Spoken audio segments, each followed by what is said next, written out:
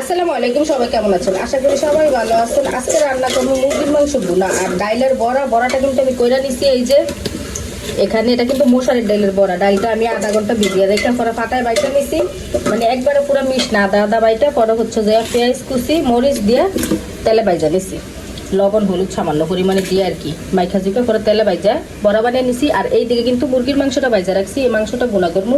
আদা রসুনটা বাইটা নিছি আর এখানে আছে জিরা বাটা, অন্যান্য বাটাও আছে, ওগুলো তো আর দিব না, জিরা বাটাটা শুধু দিব। আর এইদিকে কিন্তু গরম মশলা আর পেঁয়াজ কুচি কাঁচামরিচ আমি এই যে ভাজা ভাজা করে নিয়েছি তেলে। এখন হচ্ছে যে আদা রসুনটা দিয়ে দিব, এই যে এই পরিমাণে আদা রসুন বাটা দিলাম। এখন মশলাটা একটু ভালোভাবে ভাজা ভাজা করে নেবো। আর সাথে কিন্তু এখন জিরা বাটাটাও দিব, এই যে এই পরিমাণে জিরা বাটা দিয়ে দিলাম। এখন মশলাটা 1 মিনিটের মতো আমি তেলে একটু ভাজা ভাজা করে নেবো। এইদিকে মশলাটা কিন্তু আমার ভাজা ভাজা হয়ে গেছে। এখন এই যে লাগা লেগে যাইতেছে, এখন হচ্ছে যে একটু পানি দিব সাথে, তারপরে হলুদ লবণ মরিচের গুঁড়া এগুলো কিন্তু দিয়ে দিব। এই যে একটুখানি পানি দিলাম, এখন হলুদ লবণ দিব। এখানে আমি পরিমাণ মতো লবণ হলুদ মরিচ দিয়ে দিছি। এখন হচ্ছে যে মশলাটা ভালো করে কষিয়ে নিব, যতক্ষণ অবধি তেলটা উপরে বাইসা না যায় ততক্ষণ মশলাটা ভালো করে কষাবো সুন্দরভাবে। এইদিকে কিন্তু মশলাটা আমার কষানো হয়ে গেছে। এখন মুরগির মাংসটা সাথে দিয়ে দিব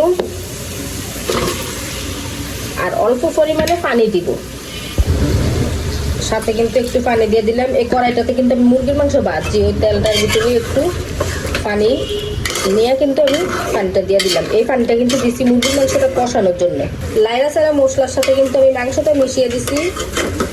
এখন হচ্ছে যে আমি 3-4 মিনিট কষাবো এই মাংসটা পানির মধ্যে। এই দিকে কিন্তু আমার মাংসটা কষানো হয়ে গেছে, এই দেখেন নিচ দিয়ে লাগা যেতেছে। আর এখানে পানিটা শুকিয়ে, যে পানিটা আমি কষানোর জন্য দিছি ওই পানিটা শুকিয়ে কিন্তু এই যে তেলটা উপরে বাইসা গেছে।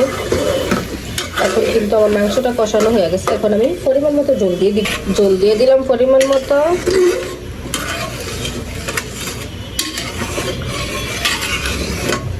জল দেওয়ার পর তরকারিটা বলক আসতেছে, এই যে এখন কিন্তু এই জলটা শুকানোর অপেক্ষা, তাইলেই রান্নাটা হয়ে যাব। আমি কিন্তু এখন তরকারির থেকে